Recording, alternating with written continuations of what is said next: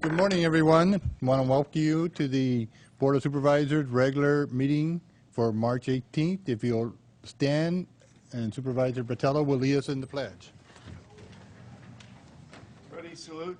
I pledge allegiance to the flag of the United States of America and to the republic for which it stands, one nation under God, indivisible, with liberty and justice for all.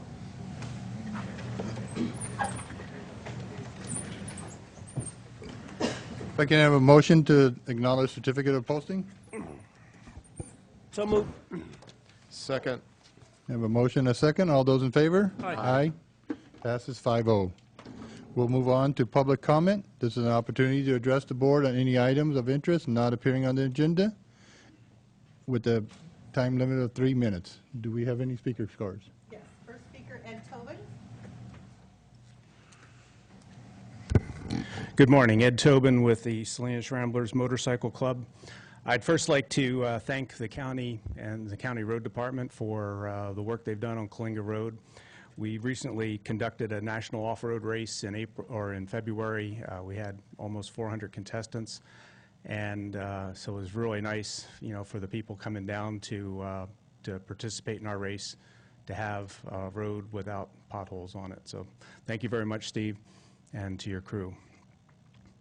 Now, speaking for myself, I was down at Clear Creek this weekend, and while I didn't encounter them, a number of riders that I talked to encountered armed guards or law enforcement rangers, whatever you want to call them, who were out in force warning people that Clear Creek Road was not a county road, that you needed a permit to go down the road. Basically intimidating and scaring. They'd flash their lights and stop people. I understand they made people take off. There were some people who were down there with quads, which shouldn't have been down there. But anyway, so Rick Cooper has started the implementation of this plan, and so in his mind, Clear Creek Road is not a county road, and he's starting to push that issue, despite what he said 2 weeks ago. There were BLM personnel on quads riding around with no air masks, as certainly has been recommended that anybody that rides down there should have an air mask. Another thing came up 2 weeks ago was that there was no discussion about right-of-way fees for private landowners. The Salinas Ramblers have a right-of-way fee because we paid a right-of-way fee because we have 2 parcels separated by BLM land. Anybody who has private land down in Clear Creek is going to have to pay the BLM a right-of-way fee or get a permit and pay a fee. And I believe that fee is based upon the distance from a public access point into their property. And so the removal of the county roads in Clear Creek would greatly increase the cost to the private inholders inside Clear Creek. I was told, I did not see, but I was told there was somebody from a law enforcement ranger or game warden from Fish and Game that was working with the Bureau of Land Management down there. I would certainly hope that the sheriff of San Benito County would have a talk with his counterpart about their participation in this illegal scheme to lock the public out of Clear Creek. I certainly would recommend this board and the county contact Congressman Sam Farr regarding this issue, and also contact Congressman Bishop, who heads the subcommittee oversight for the Bureau of Land Management, and also Doc Hastings, who handles the Natural Resources Committee. Please keep Clear Creek Road and all the other county roads open. Thank you very much. Thank you, Ed. Anyone else? Michael Silverman.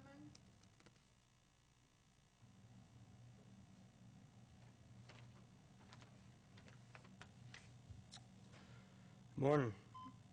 Mr. Chairman and fellow Board of Supervisors, my name is Michael Silverman. I'm an agricultural biologist, Inspector 3 with the San Benito County Ag Commissioner's Office. I'm also a contract action team leader with our local union, SEIU 521. With the MOU between the county and the union tentatively agreed upon, I'd like to talk about the next steps the county can take to improve the professionalism of the workforce. It begins with hiring a permanent human resources director. As of today, the board has decided to contract out the Human Resources Director position. I view this as a necessary position that is too invaluable to both workers and management to be contracted out. A permanent HR director who is invested with the workers, management, and the board for not only short-term needs and long-term goals. These long-term goals should be in the training and development of current employees in preparation for them to become the next generation of managers and department heads. The MOU took a lot from the workers financially.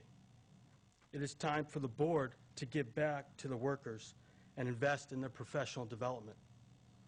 There is no need to reinvent the wheel.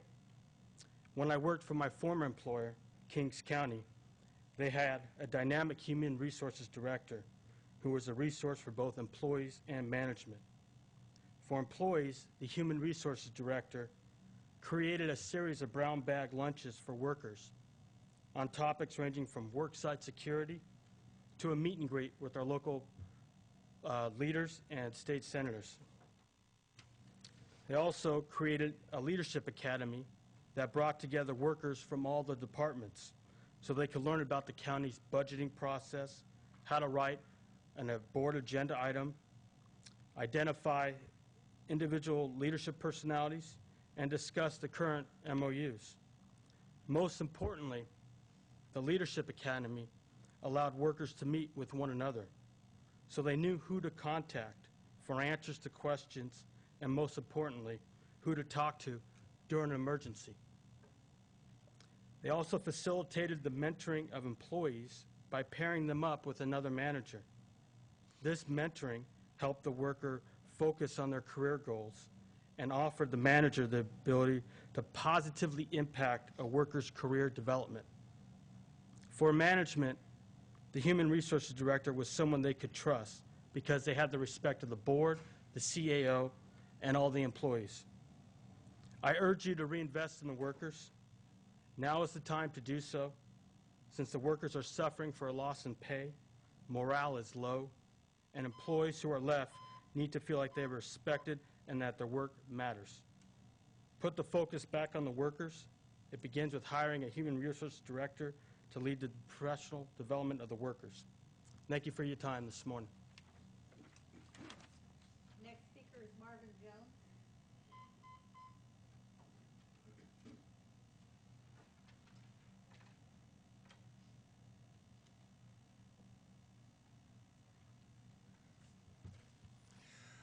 Thank you, Mr. Chairman, board members. It was a couple of meetings back, we got started on the Monterey Bay United Air Pollution Control District group that sends down regulations for you to inform. Then we got sidetracked by the BLM. They sent down their directives to you. The Monterey Bay will be sending down there shortly. Their lead agency, the California Air Resources Board, sends information down to the MBUAPCD to tell them what to tell you to do. They recently put out their first update for climate change scoping plan, how AB 32 is going to be implemented. There were some interesting features or interesting comments in there on how greenhouse gas is going to be reduced in this state. If you look on page 102 of their document, they list a whole list of sources of greenhouse gases. Transportation.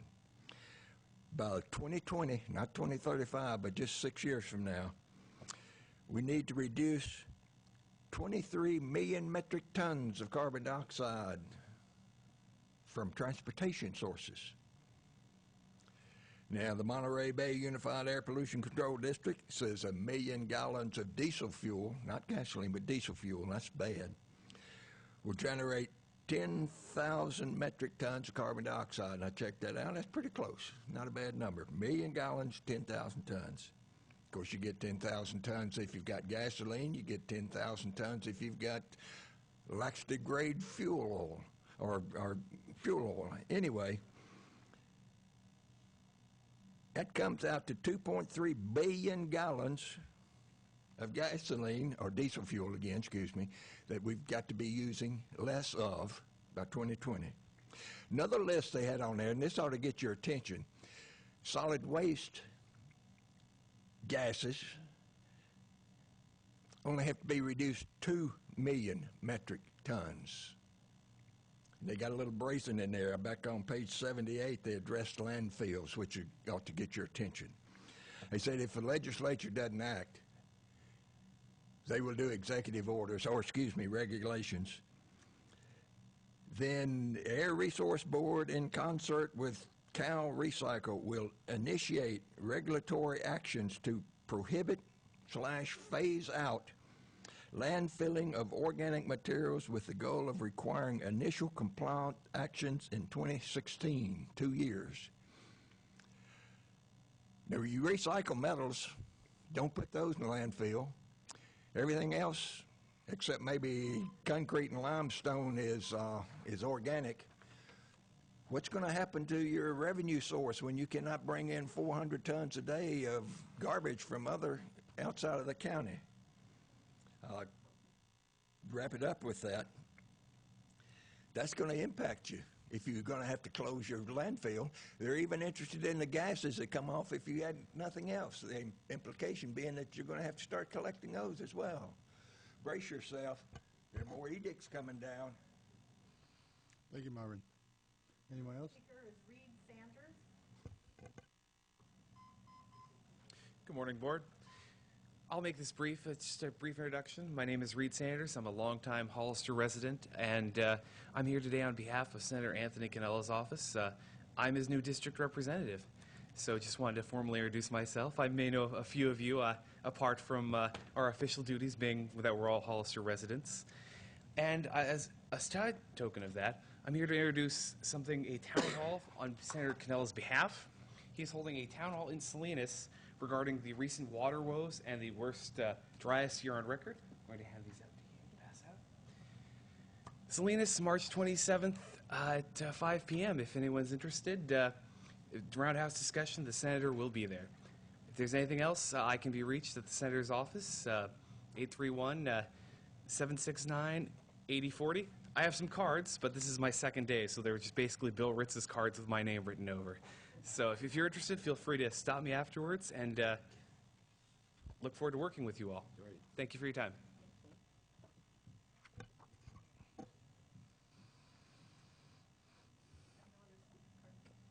Okay. Would anyone else from the public like to address the board at this time? Seeing none, we'll move on to department heads. Mr. Espinoza? Thank you, Mr. Chair. Yeah, there are a few announcements here. We have item number 5 on our consent agenda will be continued, as well as item 21 and 22 on our regular agenda. They'll be continued to a later date. That is all I have from administration. Steve Wittry, our Public Works Director, also has a department head announcement. Thank you, Ray. I apologize and give you better notice on this. Yesterday we found out at Public Works that we may be shorted some of our gas tax revenue for the fourth quarter for this year. What that means to us is essentially that one of the payments may be shorted by as much as about $98,000. What that means to us is that the scheduled chip seal for Union Road and the work that we were going to do on South Side Road with the asphalt zipper and then repairing on that structure may be delayed. The notification came from our analyst up in our SEAC, County Engineer Association of California, our analyst, to give us a heads up on that. We're going to flesh that out and try to figure out exactly what our number will be. But it does impact our materials line item for that that division. And what it may end up happening is those projects, one or both, may be delayed into the next fiscal year because of that. But I'll give you more information as that comes forward.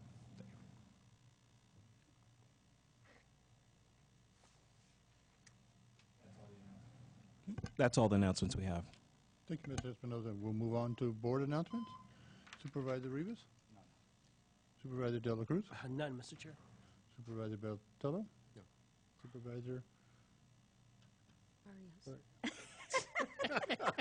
Need I remind you? Yes, you do. Apparently. It's okay. It's not Monday, is it? No, I do have an announcement, Mr. Chair. Thank you so much. Through intergovernmental, we have been discussing the issue of homelessness, and that conversation will continue. I know we're working, our CAO and the Health and Human Services, and we also with the City of Hollister. And last week, I visited the homeless shelter, and I was very pleased to see how organized this whole the accommodations are. The people there are really wanting and looking for opportunity. They would like to have what all of us like to have, and that is jobs, a home, a vehicle. And so I know that through intergovernmental, we will make every effort to try to see what we can do to help them. And so just want to make sure that the board knows that we're moving forward in trying to address the issue and to help them. So thank you, Mr. Chair. And I'd like to announce from AMBAG meeting last week, and it was actually brought up a month ago. AMBAG has a representative on the Monterey Bay National Marine Sanctuary Advisory Council, and one of the other members was at our meeting, and they were talking about how there's a movement afoot to eliminate noise from the sanctuary. And so I asked this other representative, I go, are you talking about prop noise? And he said, oh, no, that's not it. Last week he came up to me and said, yes, you're right. They are looking to eliminate prop noise. In other words, eliminate boating from the sanctuary. So I think that's should be a concern for San Mateo County, because many of our residents go to Monterey Bay, they go fishing, whale watching, whatever, and it looks like the sanctuary is moving towards limiting boating from the sanctuary. So that's very concerning. And then the other thing that came out from the meeting was we had the public hearing on the draft 2035 Metropolitan Transportation Plan, the Sustainable Community Strategy, and the public hearing was for the draft environmental impact report. So AMBAG is moving along with the MTP. And that's all I have. Supervisor Botello? Yes, I have a question for you, Chairman Munzer. That is concerning. When I was on AMBAG, the movement was to eliminate personalized boats, those little speed boats. That was a big deal a few years ago, and now they're talking about motorcraft altogether. What are the other counties and cities taking a position as resolution and starting to really fight this? Because it needs to be fought right away. It's not just recreation, it's unsecured taxes, it's revenue for the Moss Landing Harbor, Monterey Harbor, as long as the fishing industry, and a number of things.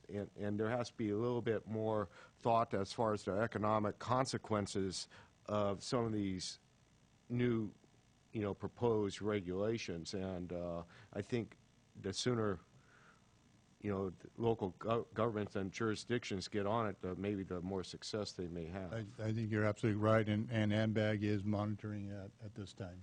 Okay.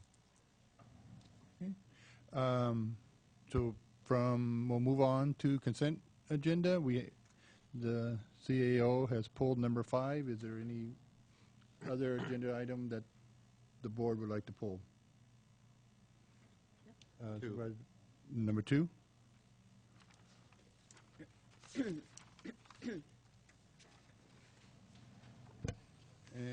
Would any member of the public like to pull any item from the consent agenda? Seeing none, would entertain a motion to approve the amended consent agenda? Move to approve the remaining consent agenda items. Second. We have a motion and a second. All those in favor? Aye. Aye. Those opposed? Passes 5-0. We will go to item number 2. Thank you, Mr. Chairman. I pulled this just to give the board a perspective what is where we're moving towards, and also kind of give Go Kids Incorporated more of a heads up that, you know, we have to move towards collecting a little bit of a reasonable rent for this county asset. And, you know, I certainly am not suggesting we should do it right today, right now. Of course, let's allow them to budget and for the county to negotiate a fair and reasonable rent for this nonprofit. And, you know, it sounds like we're changing the rules in a way, but the rules have changed in the county, our revenues, and how we need to try to address the needs of all the nonprofits and needs in our community. And I think this organization, we have discussed this, Supervisor Barrios and staff and myself at the facilities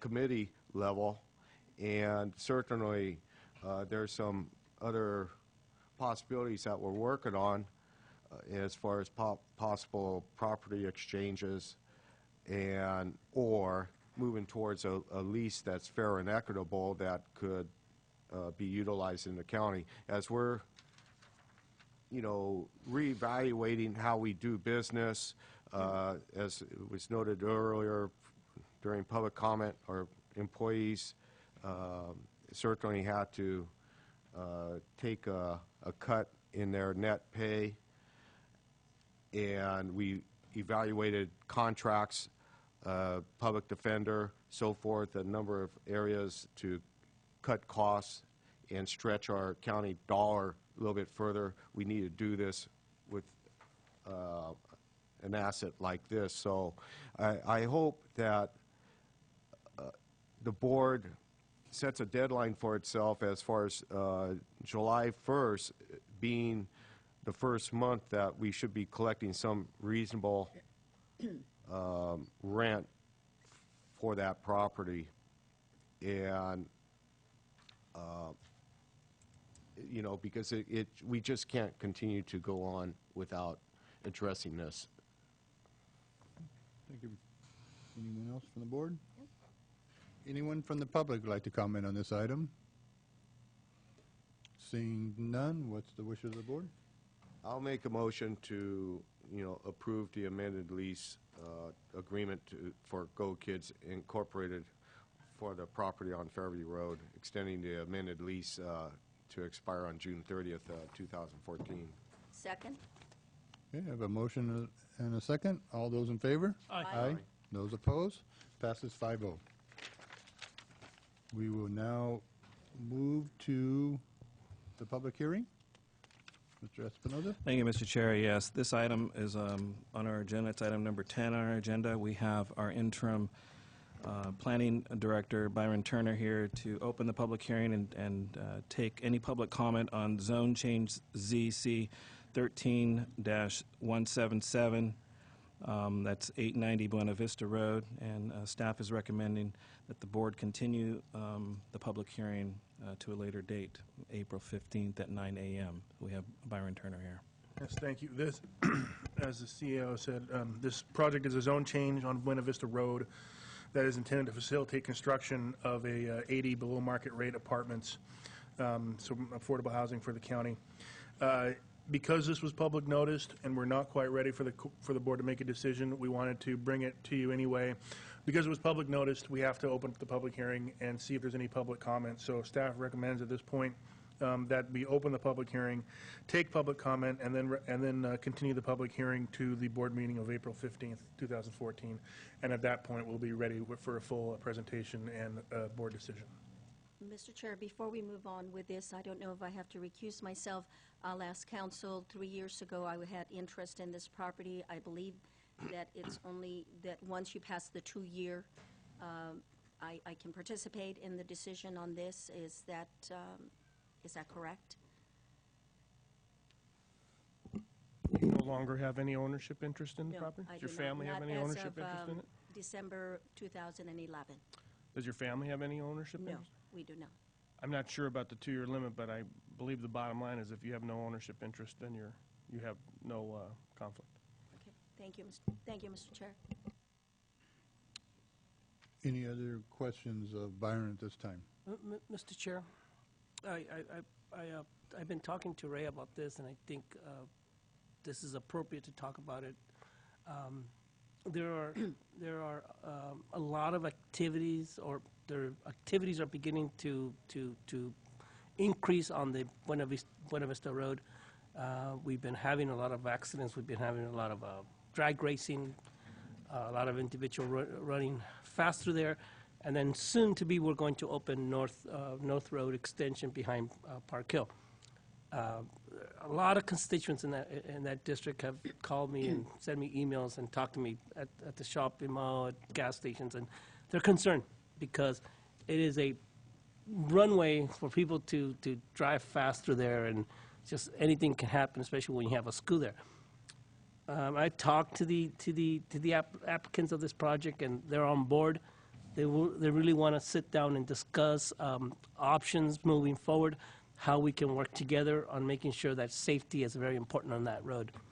They're willing to sit down with us. I've talked to Ray that we need to create some type of committee to address those issues, because this is not the only project that's going to come before the Board of Supervisors down the road. It's going to be other projects that are going to come before the Board of Supervisors in reference to the Buena Vista Road.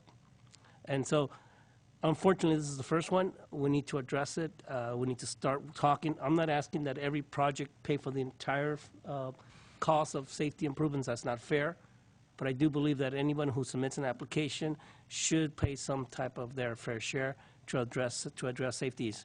I know COG has a neighborhood safety program committee moving forward on the Buena Vista Road, and there's other members of the community that are also working together. But I just feel that somehow it needs to be brought at the board level to discuss about options, because if we don't address it now, if we don't build the foundation now, Buena Vista Road will become a drag race, and you're talking driving real fast through there. And the fact that, it's in my district too, we'll make sure that we address those issues. Just more of an information for the board members. Kind of say that as a joke, Jerry, the last part. But we need to talk. We need to address those issues, Byron. And Ray and I were getting together. We're going to start talking about how we can get together with the community and address those issues and come up with ideas.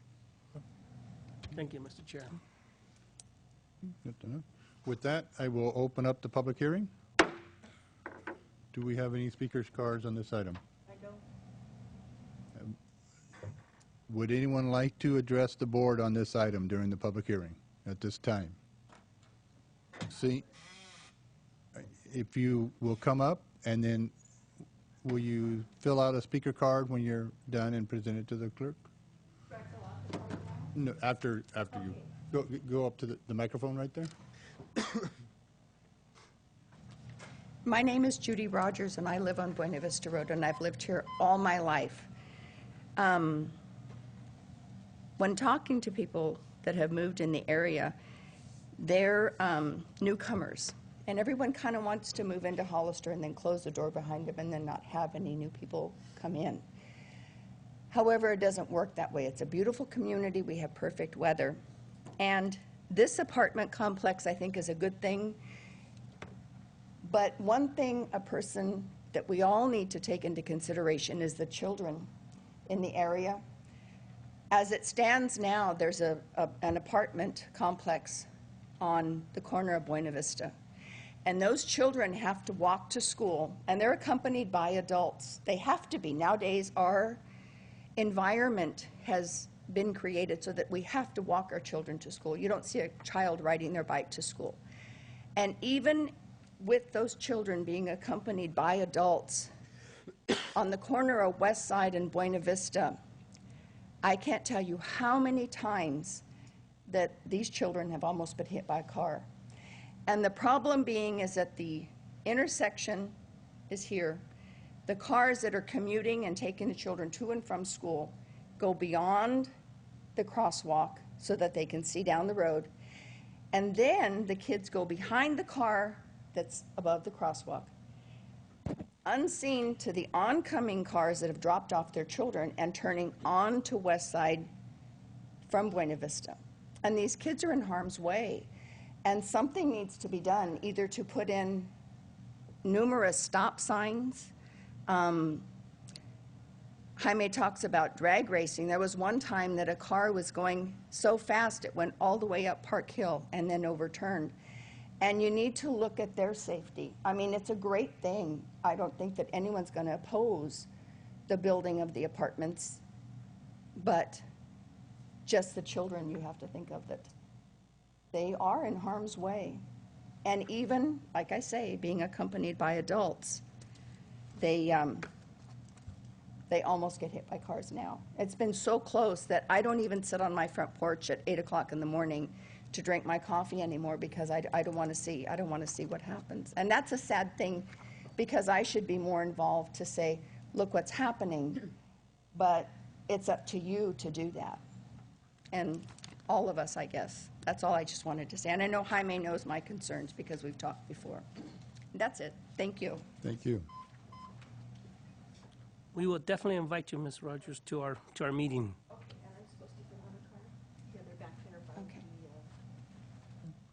Would anyone else like to address the board at this time?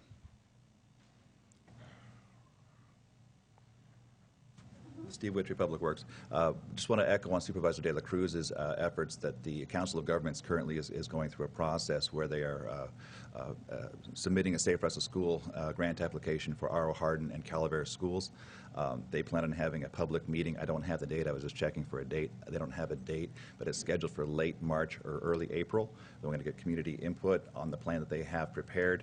They have a consultant on board, and they've done some planning, met with community, with the county, with the city, law enforcement, and so forth, to try to come up with ways to protect the children and apply for a Safe Routes to School grant for both R.O. Hardin and Calaveras schools.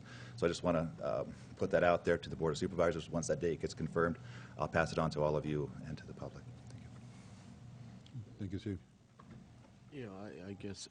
Sorry, Steve. I might have a little bit of questions for you here.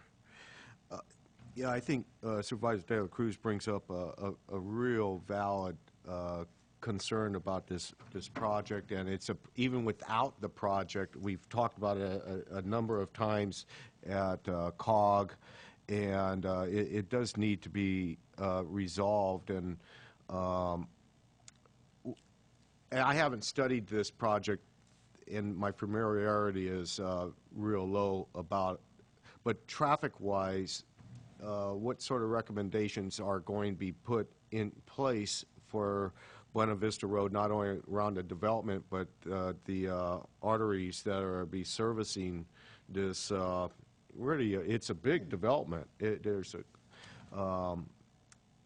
What are the mitigations that would calm down traffic, provides, a little bit of safety for bicyclists and pedestrians and so forth moving across that area?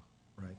One of the things that we've done is we've met with the property proponents, and we've asked them to align their driveways in and out of the facility with existing streets, Line Street, and there's a court which escapes the name of it right now. So basically what it'll do is it'll help create a more of an intersection feel as opposed to having something that's offset and creating more challenges for pedestrians and so forth.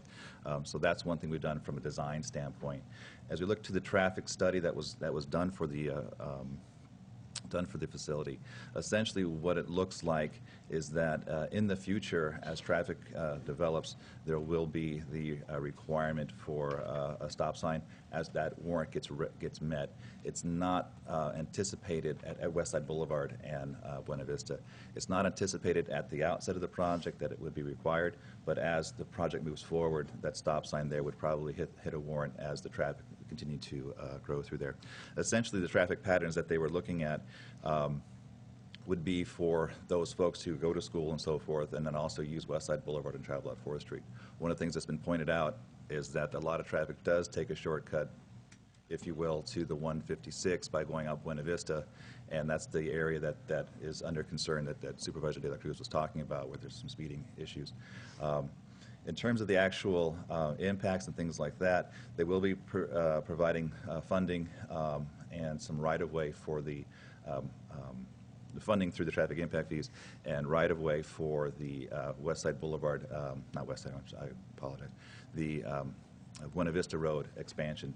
As you're aware, that road will be, it's scheduled to be 2 lanes each direction, but they will provide the right-of-way in front of their property to allow that to occur into the future.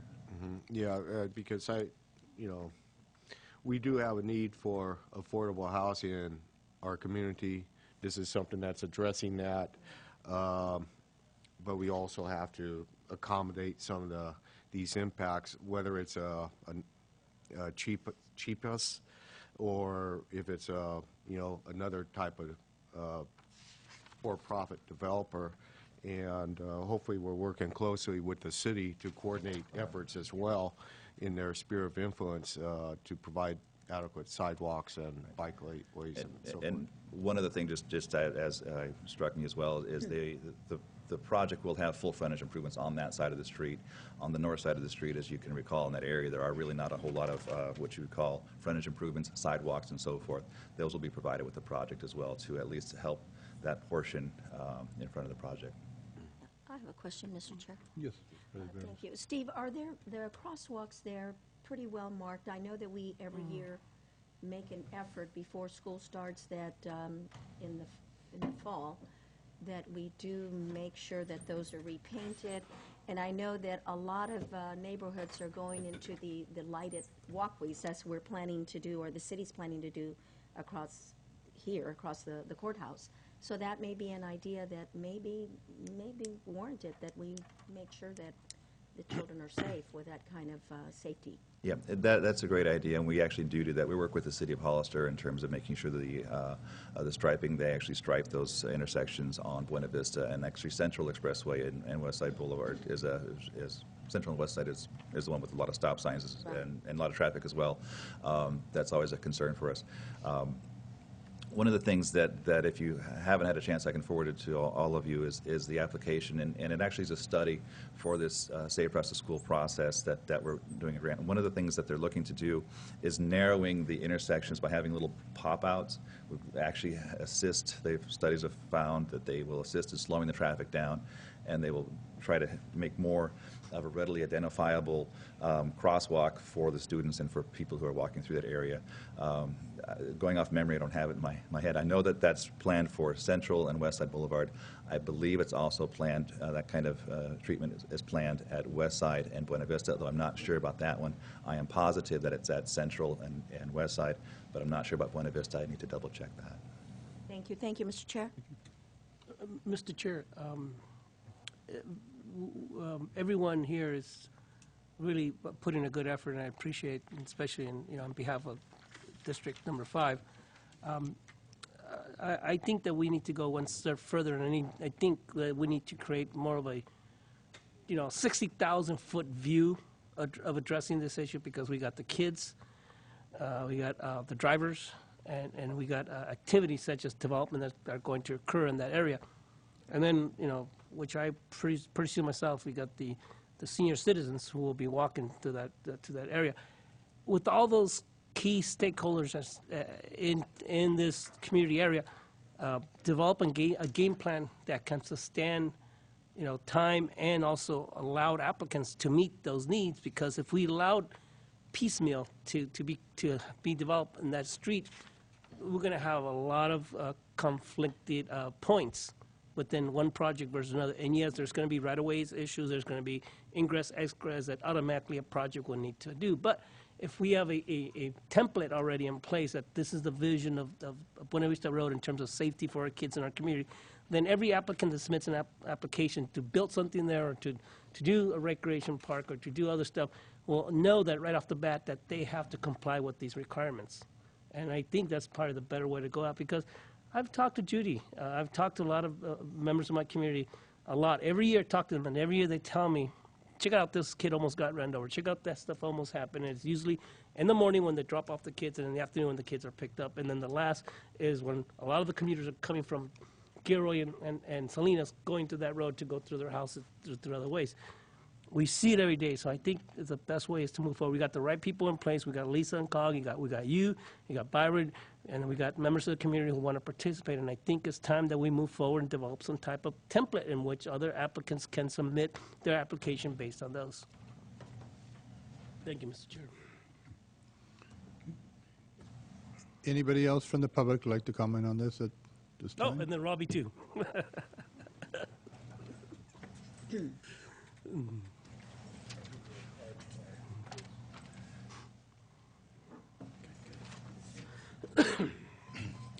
You're talking about Buena Vista Road. I've been there for 27 years, and I'm surprised Jaime hadn't mentioned my name, because I live right in the action. The problem was Buena Vista Road, and I brought this up so many times with the city and the chief of police, previous chief of police.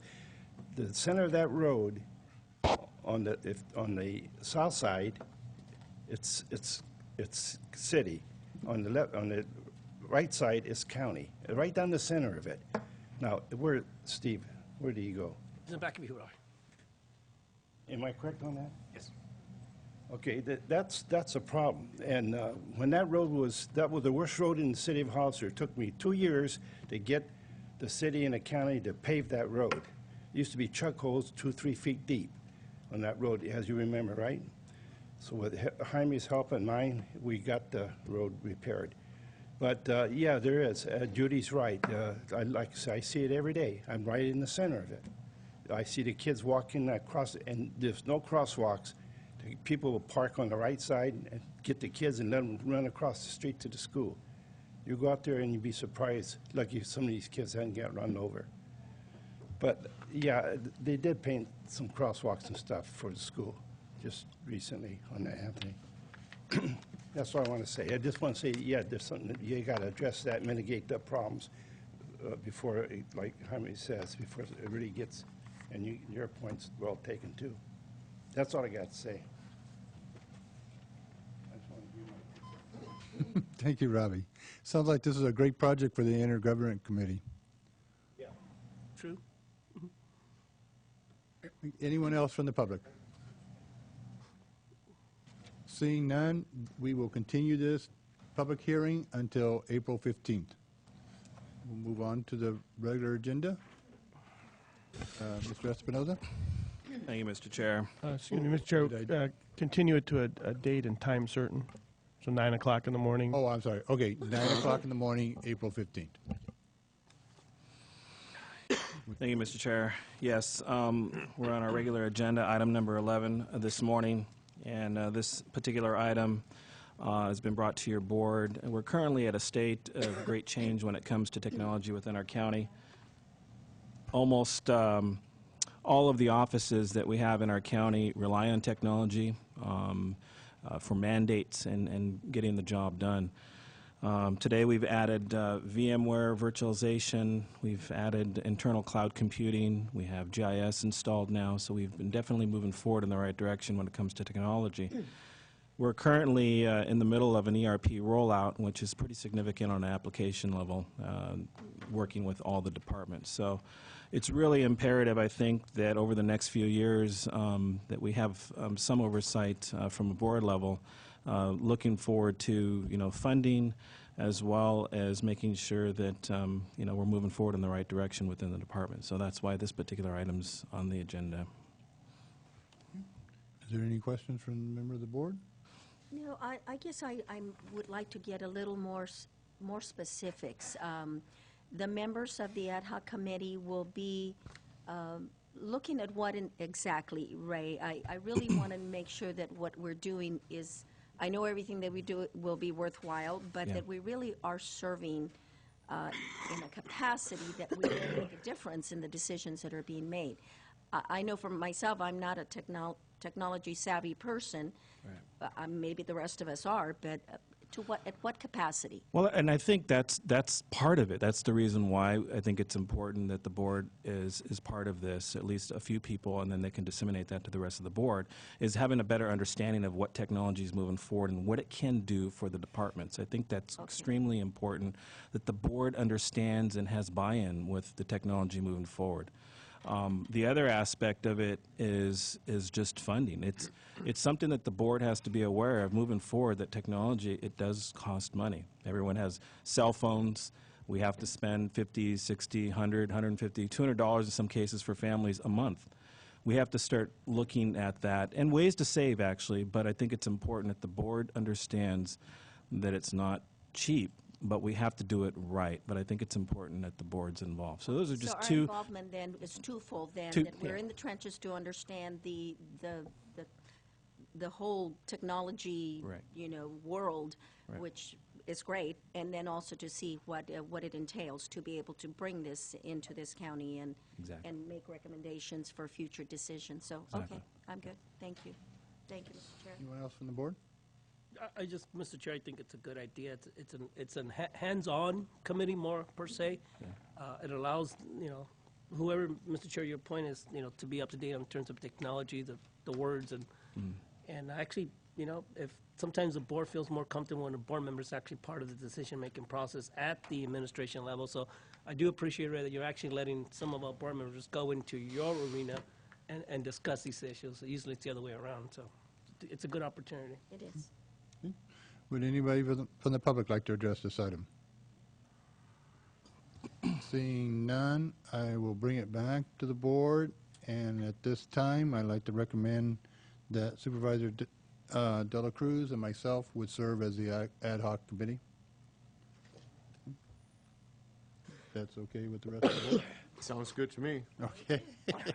I'm not on it. Yeah, that's great.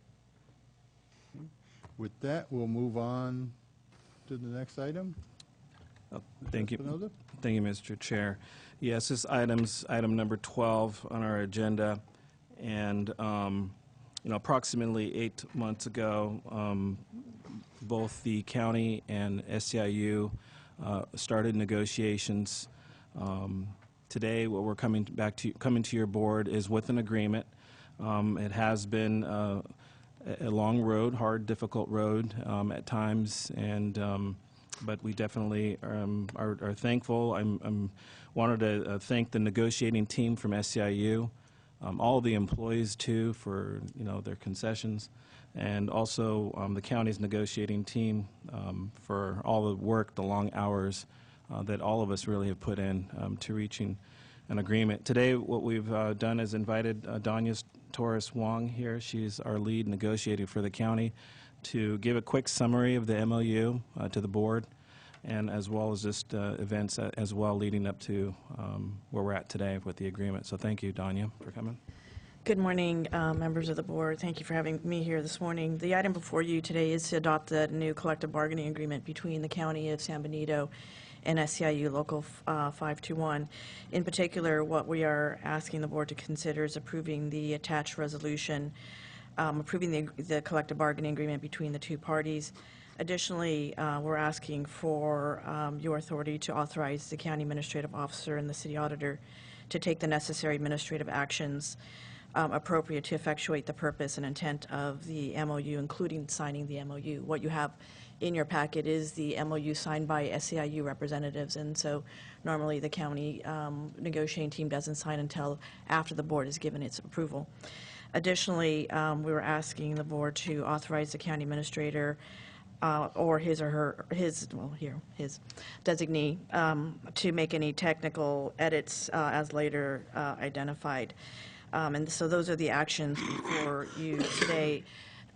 Additionally, on your agenda this morning, after this item, there are two other items that actually relate directly to your whatever action you take on this item in relationship to pension and also medical contributions. And so what you have in front of you today is the new successor MOU. As you know, on January 21st, I was here presenting the item on recommendation to impose new terms and conditions of employment for SEIU employees because we had not reached agreement with SEIU through 4 months of bargaining.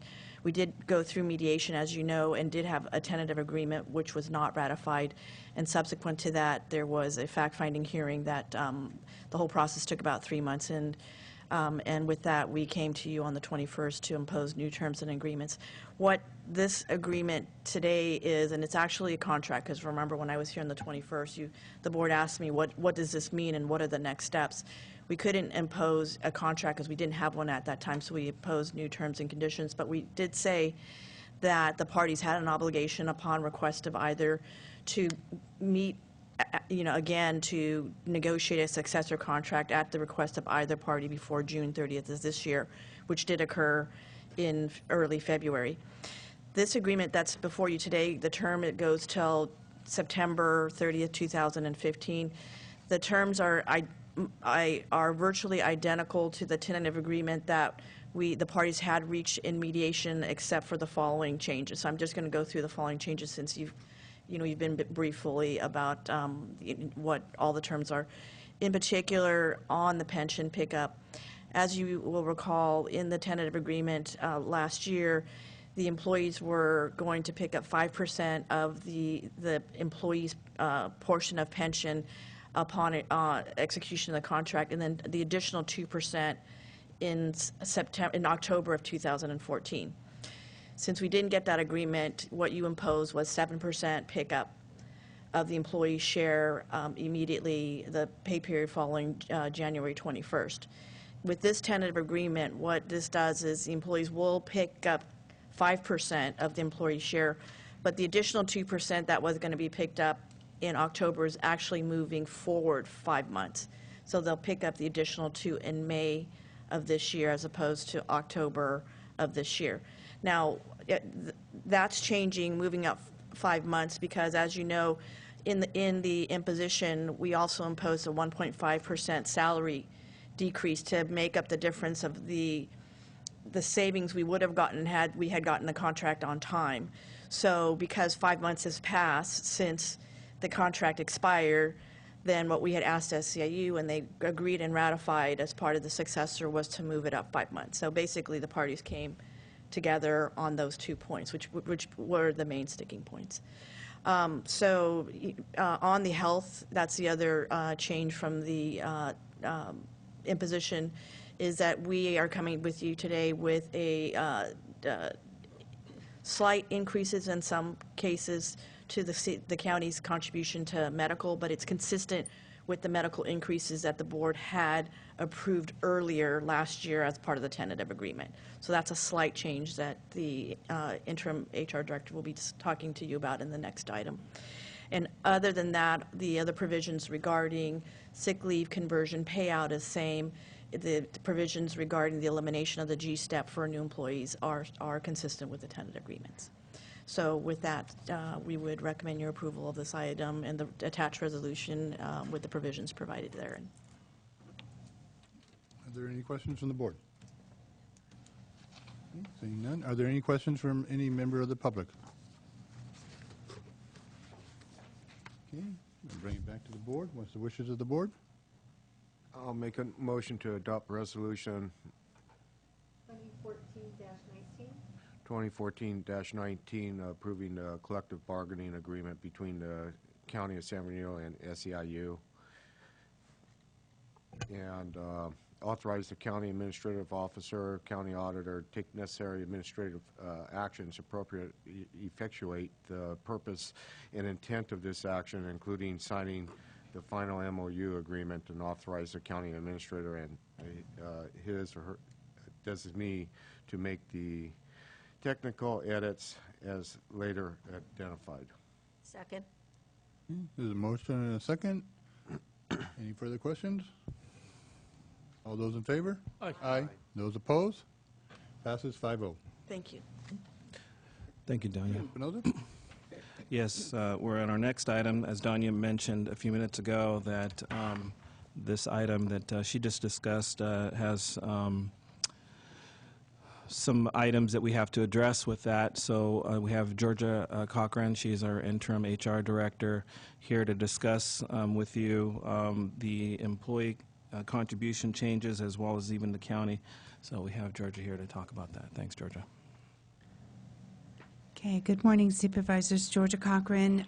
With respect to item 13, this is just, again, as Danya stated, these are the resolutions that CalPERS requires in order to effectuate the changes to the employer-paid member contribution. So the first resolution, 2014 number 20, takes the county's share from 0, which is what you're paying now, to 2%, effective March 16th, and then effective April 24th, the date that includes May 1st, the pay period that includes May 1st, to take those contributions by the county, the EPMC, from 2 to 0%. So it's just two separate resolutions to effectuate that change.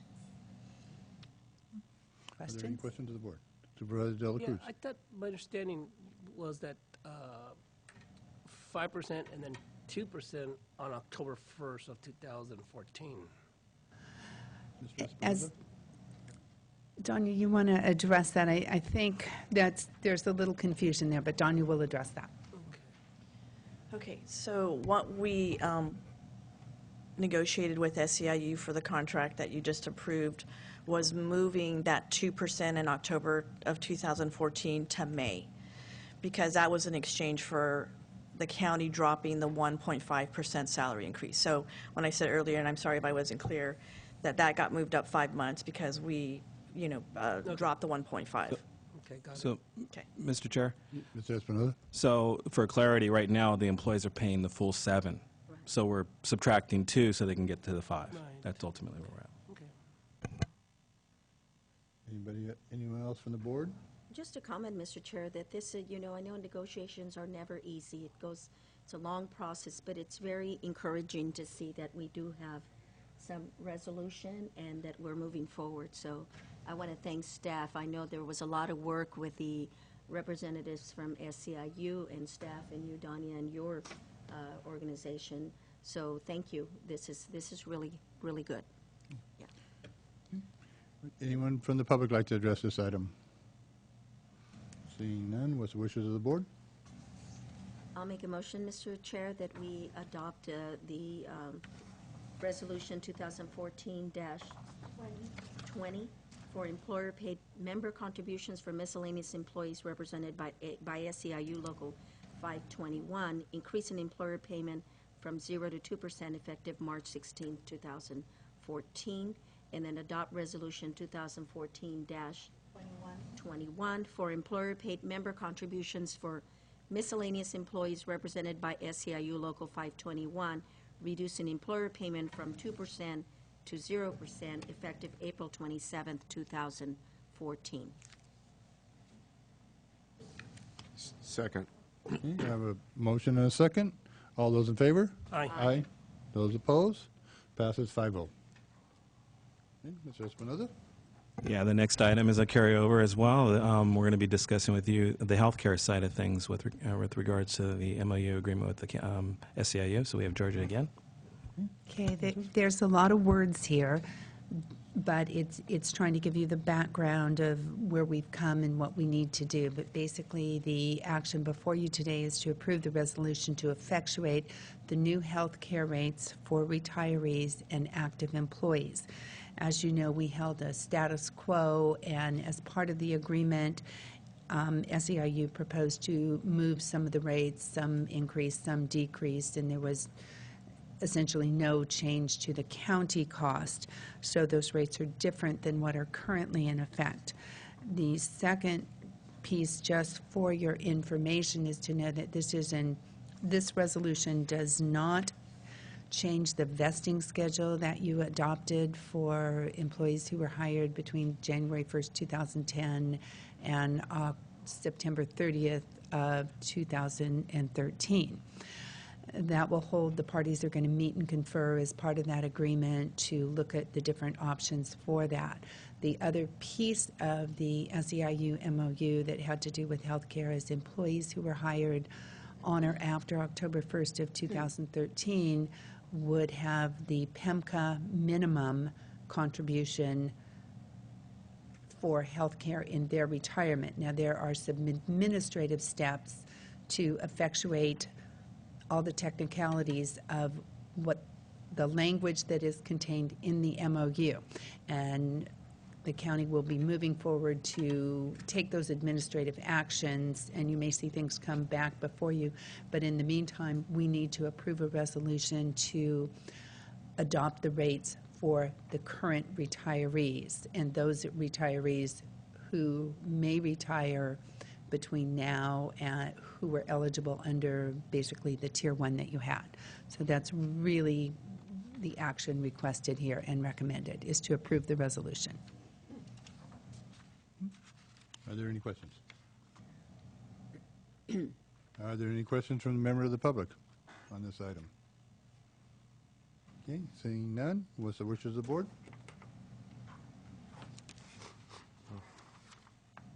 Mr. Chairman Munzer, I'll make a motion to adopt Resolution 2014-22, fixing the employer's contribution under the Public Employees Medical and Hospital Care Act only with respect to members of the specified employee organization, and fix the employer's contribution at the amount at or greater than what's prescribed in Section 22892B of the Government Code. Second. A motion and a second. All those in favor? Aye. Aye. Those opposed? Passes 5-0. Thank you, Georgia. We will move on. Mr. Espin.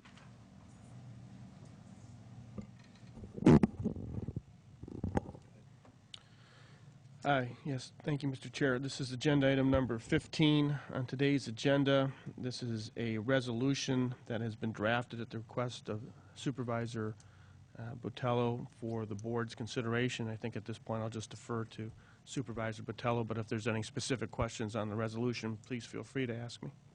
Okay. Thank you, Supervisor Botello. Council. I appreciate the work that put into this, creating this resolution, and I hope I have board support for this, as I really believe this is a project that has a tremendous impact on San Diego County and its future. It's certainly the intent is to keep this moving along and make this highway project beneficial not only for the region but also San Diego County. As we know, there's a lot that goes into this. Financial aspects are that we're contributing to this project in a big, big way, and we should be at the table with some of the design specifics. And I know I would like probably give them a little bit more opportunity and time to be a little bit more specific with this resolution, but I think this gets the point across anyway that the county is interested in participating in not only importantly preserving prime farmland that is a tremendous economic engine to our county, but also the transfer of the current highway will be part of the county's road system. And as we all travel on it quite a bit, I'm sure all 5 of us, we recognize that 156 does have some issues. Drainage is going to be a tremendous responsibility and cost going forward for us, and I think we have to be very vocal that we would like to see that infrastructure along the highway addressed prior to it being transferred to the county road system. The encroachments on some of the county roads onto 156 need to be addressed. They're all in poor shape. Not only that, I think above all, safety is a tremendous issue, and I think we should be at the table to understand a little bit better the thought process involved at Bixby Lane. And maybe something could be done, maybe something can't be done. But I think this resolution sends a clear message that we would like to avoid some of the past errors and working relationships that we've had with Caltrans, particularly with the transfer of the Highway 25 bypass that was just completed recently when it should have been done about 5 years ago. And Caltrans kind of came out a real big winner in the condition that San Marino Street and Nash Road was turned over. It wasn't right. I think we need to clarify what needs to be done on this project and be good working partners going forward. So that's kind of why I was motivated to bring this to the board and hope that I have your support. Thank you, Mr. Chairman. Any questions from members of the board? Well, Mr. Chair, and I appreciated Superintendent Anthony calling me about a week ago, informed me that he was going to bring this to the board, and I appreciate it. After that conversation, him and I had a lot of questions start popping up. And I guess, the first question is are we creating another mechanism, another committee in which it's going to, one, delay the process, two, is the county going to be committed to funding more money for if it goes in a different direction? Because I do remember at the COG level, we did approve some design. I do remember that there was some support for it on the project that's going forward right now. And so, are we going to circumvent the process and by go through the COG recommendation and through the city halls and board and the cities of San Juan? Is that a whole totally new concept and just bring it into a subcommittee with some authority in which it will have the power to delay the process and to commit general fund money or even funds from Steve's department to address, say, for example, instead of going through a left turn, you're now going to go straight. Mm-hmm. Are we creating that type of authority? Okay. If I may, Mr. Chairman. Yes. Thank you. Good questions, Supervisor De La Cruz. First, I certainly don't have any intentions in encouragement or delaying the process. If anything, I think we could be constructive in moving this project along on the timelines that Caltrans would like to. What has added a little bit of the resolutions that have been passed by this board, COG, and the two cities have outlined certain objectives for the project. Safety being paramount, also the minimal footprint of and utilization of conversion of prime farmland. And naturally, from my perspective, I would like to explore alternatives in either removing the old San Justo school or moving it. And I don't know if that's,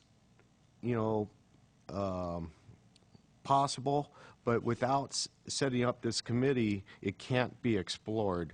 And I think we certainly understand we're impacting a few property owners, or not Caltrans with the project, and they need to, probably go through the condemnation process one way or the other.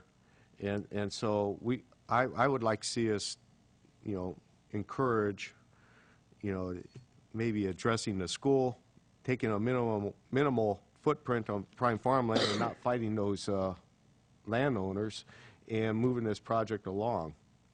And so certainly the subcommittee and staff has to follow county already resolutions and, you know, whatever dialogue that they go forward with if this is established. Okay, Mr. Chair, and one more question. Thank you. Sorry about that, Supervisor Barros. County Council, are we, one, circumventing the process, and two, we're giving authority to this committee in which we'll be committed to funds or resources down the road? Okay, so there's no circumventing of any process that I'm aware of. This is and this is not a committee. This is not a committee. Clarifying that, because I didn't think it was. This is not a committee. Thank you. What this is under the government statute, two public entities, and in particular for the condemnation powers, Caltrans and another public entity are allowed to form what's called a joint powers authority. So essentially the county of San Benito would enter into an agreement with Caltrans and form a new public legal entity called the Joint Power Authority for the Highway 156 Improvement Project, something along those lines. That Joint Power Authority would have all the powers that are set forth in the government code, including, in this situation, the power to condemn, the power of eminent domain. This would allow the county then to exercise its eminent domain authority over San Justo farmhouse if that's what the Joint Powers Authority decided to do, whereas right at the moment, because it's not a county project, it's unclear whether the county could independently exercise its eminent domain powers. So this would be a new undertaking. It would have its own board, its own set of authority, again in compliance with the government code. It would not, as far as I can tell right at the moment sitting here, have anything to do with the county general fund.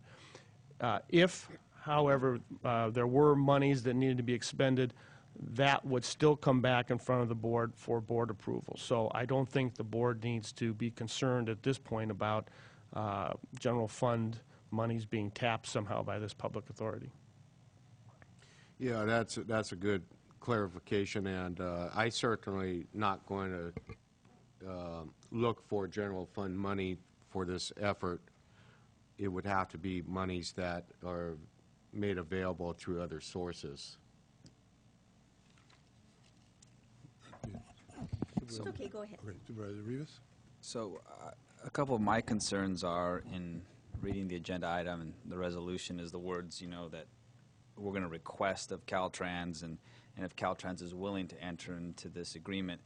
And as was mentioned already, you know, I'm not sure if, in my opinion, I think that this could cause a delay, and delay equals money, in my opinion, and also delay equals the continued operation of a very unsafe road. And that's a concern as a Hollister representative. When there are accidents on that road, people die. And most likely, you know, more often than not, they're from the city of Hollister. Or, you know, it doesn't matter where they are. People die on this road, and it's really unfortunate. And I think that Caltrans is well aware of the footprint problems, of the design and concept problems. Shoot, I sat down with them and expressed my concerns about it. But at the end of the day, I think that we need to have a project that moves forward and that hopefully gets built in the immediate future, not by the time I'm on the verge of retirement, you know. And you know, those are my concerns. But also, the concern I have is the first sentence of the resolutions where it says Caltrans is currently in the process of implementing certain design features of the proposed 156, which has resulted in local opposition to the proposed footprint. And I believe that's a little misleading, because I believe, if it's my understanding that the city of Hollister has basically said move forward with this project, COG has said move forward with this project, and so I have a problem with that language. So those are the comments I have, Mr. Chair. And really, where's, you know, unfortunately, a Caltrans representative isn't here.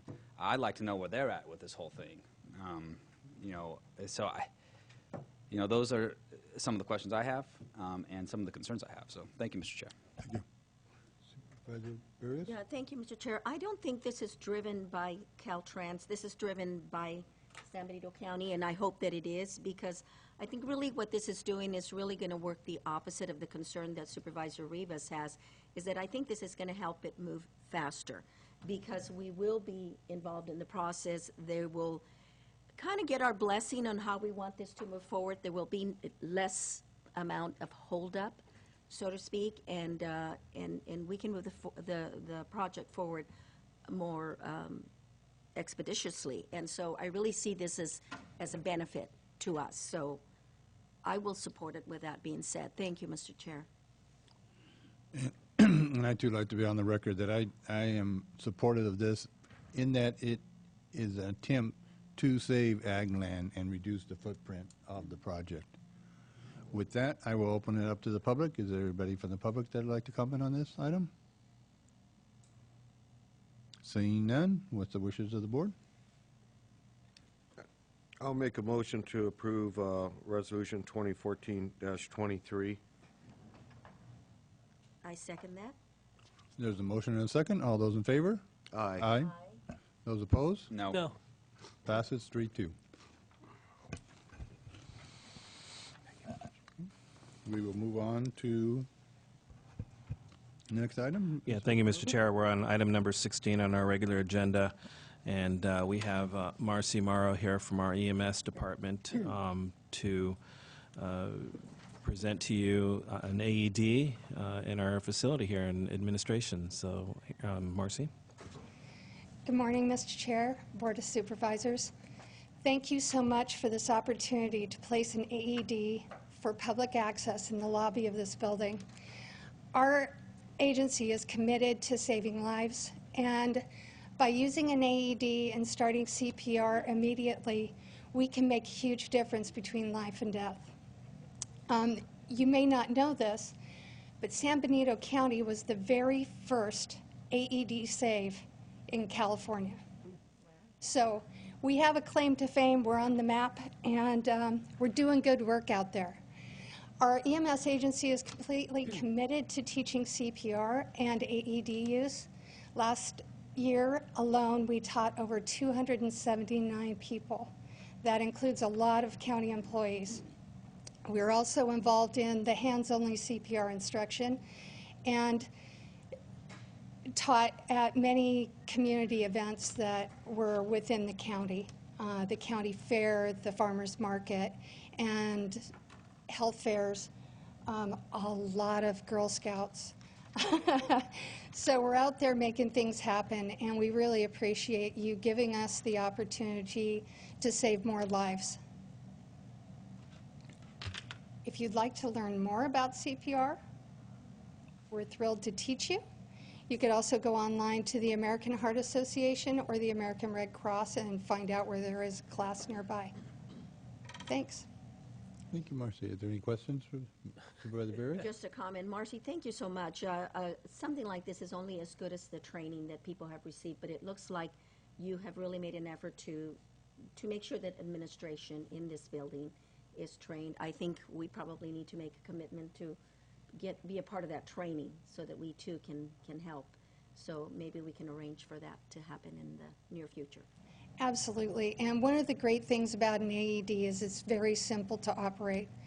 First thing, call 911 and turn it on, and it'll tell you everything to do. Really?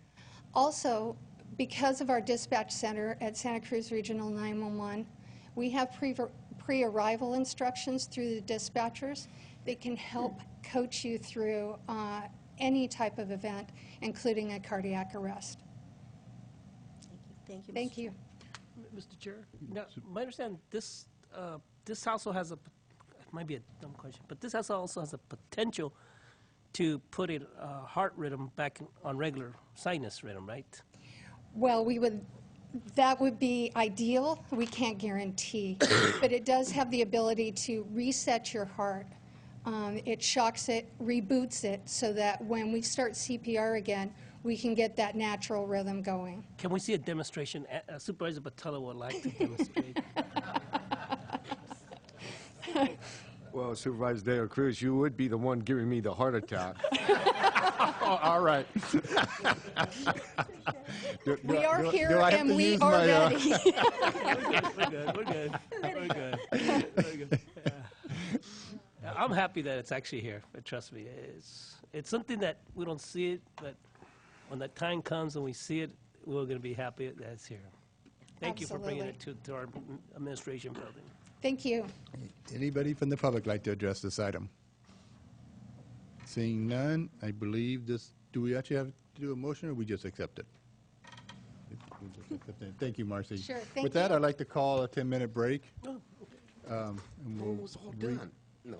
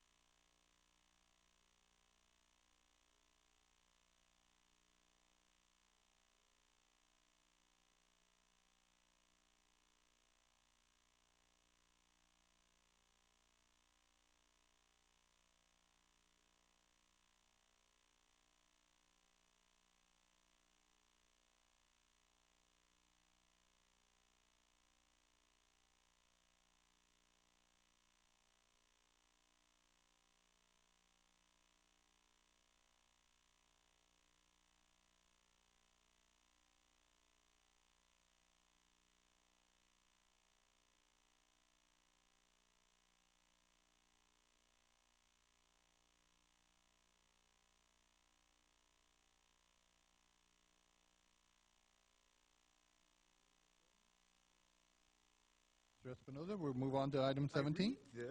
Thank you, Mr. Chair. Yes, that's right. Thank you, Mr. Chair.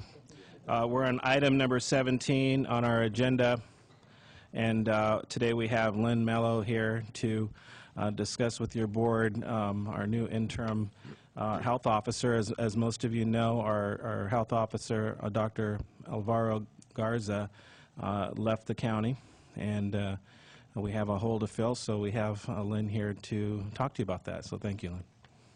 Good morning. Good morning. As you know, Dr. Garza, his last day was last Friday, and he accepted a full-time position in San Joaquin County as a health officer. And so the health department, the health division, really relies on the directives of the health officer in the control of communicable disease, and in the event of an emergency, we need the health officer to be our incident commander.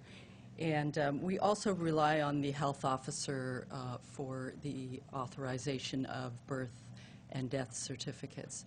And so I would like to make a recommendation. I contacted surrounding counties looking for a health officer, and I spoke with our former health officer, Dr. Falati, who had been with us for like 2 decades.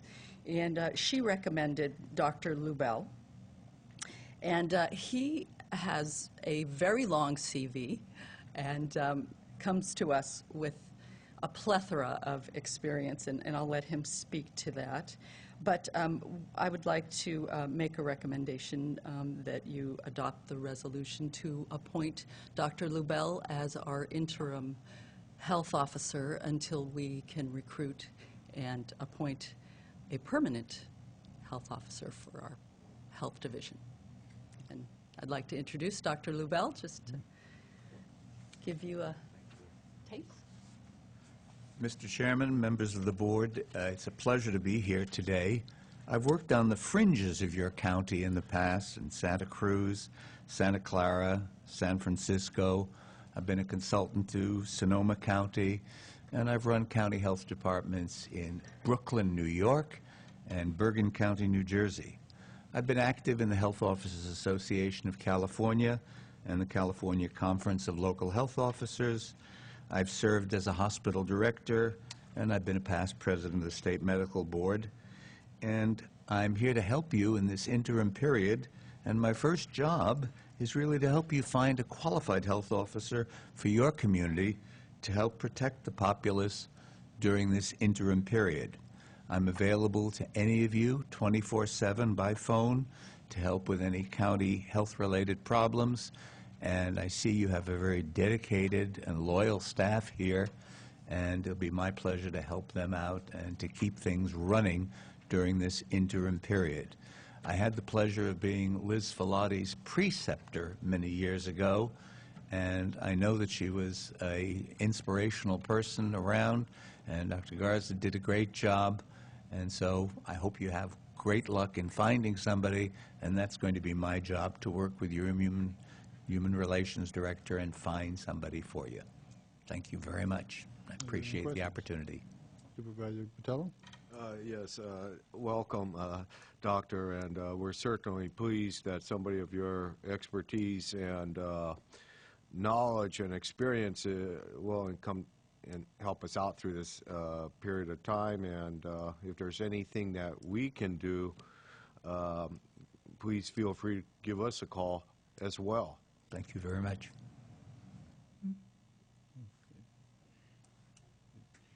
Would anyone from the public like to address this item?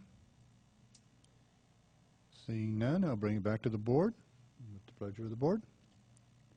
I'll make a motion, Mr. Chair, that we appoint Dr. Lubell as the interim county health officer, approve the contract effective today until rescinded, and adopt resolution number 2014-24, appointing him as the interim county health officer. You're welcome. Second. Okay, I have a motion and a second. All those in favor? Aye. Aye. Those opposed? Passes 5-0. Thank you. Welcome. Mr. Espinoza? Thank you, Mr. Chair. As you're aware, we had a special board meeting last week to review with your board an MOU between the courts and the County of San Benito. During that conversation, there were some items that came up. Actually, prior to the meeting, there was an item that kind of was new information for the county, and we asked to continue that meeting to today with holding a discussion with the courts and the sheriff's office, looking at the information that we received. And today we actually had a lengthy conversation. Supervisor Barrios, Supervisor Botello, Gil Solario, the executive. Actually, Gil was not present at that meeting.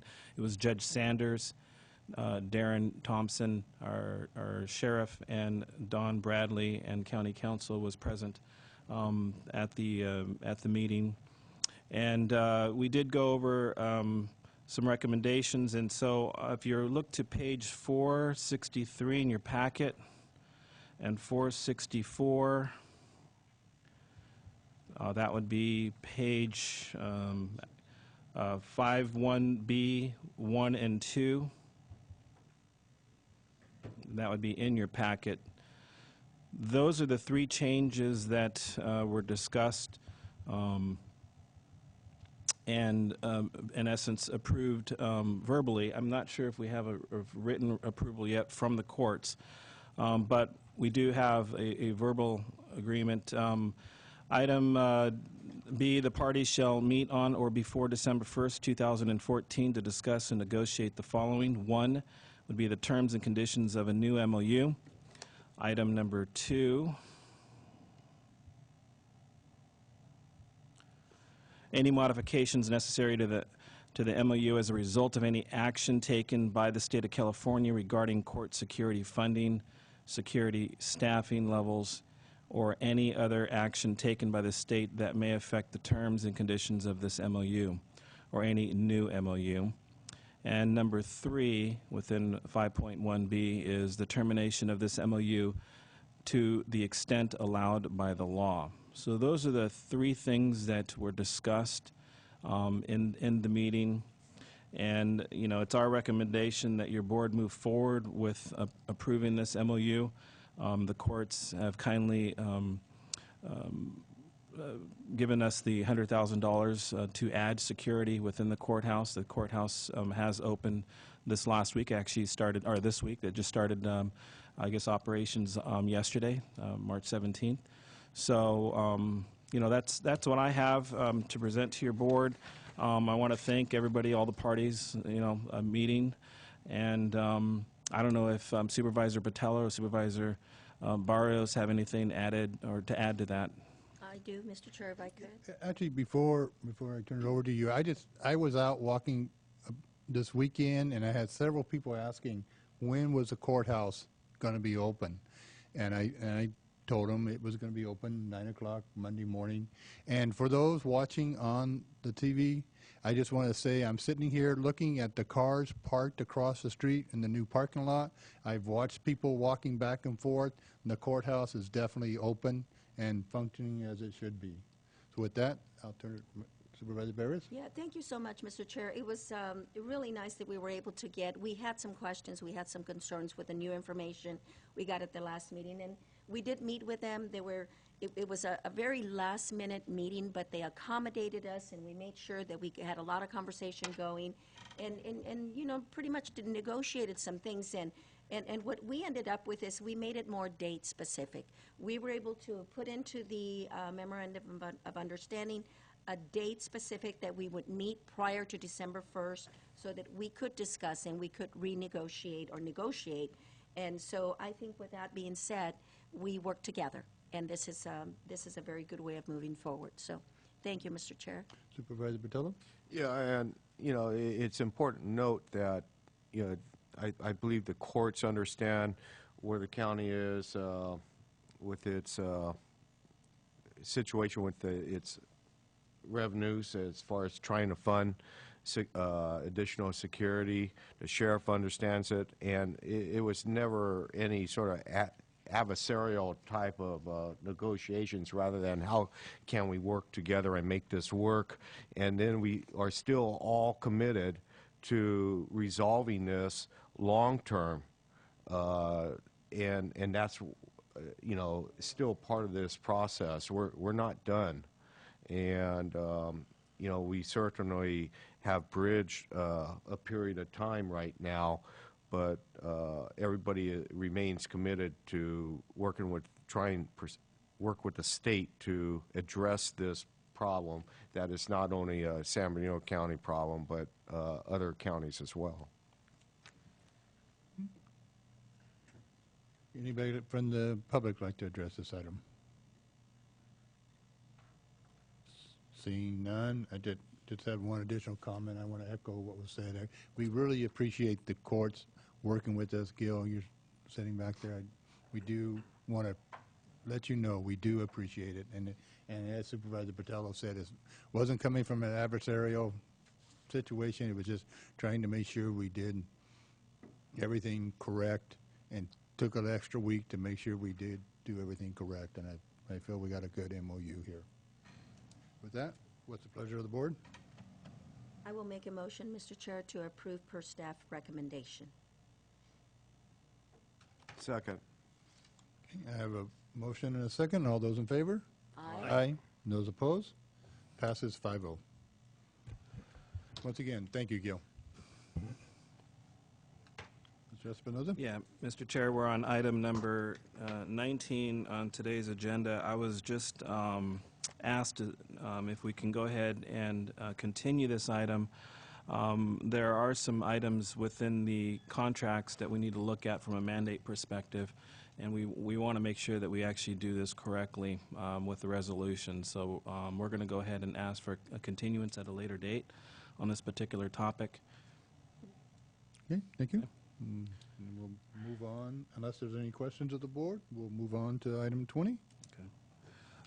Yes, item 20, we have Mandy Rose, Integrated Waste Management here, to request an appointment of an ad hoc subcommittee to a 2014 COLA and change in law costs for waste connections. Mandy? Sure. Good morning, Mr. Chair, members of the board. This is an annual request of the board under the terms and conditions of our contract with Waste Connections. So as the CAO stated, it's my request for an ad hoc subcommittee to work with my department to review the information provided by Waste Connections and bring back a full recommendation to the board on how we would like to proceed with those items. Are there any questions from members of the board?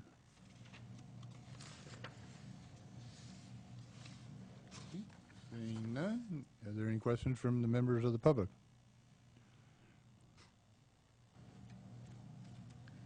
Seeing none on that, then I guess I would like to ask if Supervisor Rivas and Supervisor Dela Cruz would like to serve on this ad hoc committee? Yeah, that'll be no problem. Okay, very good. Then you'll meet, I'm sure, and then come back with us with a recommendation to deal with the COLA. Thank you, Manny. With that, I guess I would entertain a motion to adjourn. Move to adjourn, Mr. Chair. Have a motion and a second. All those in favor? Aye. We are adjourned. There's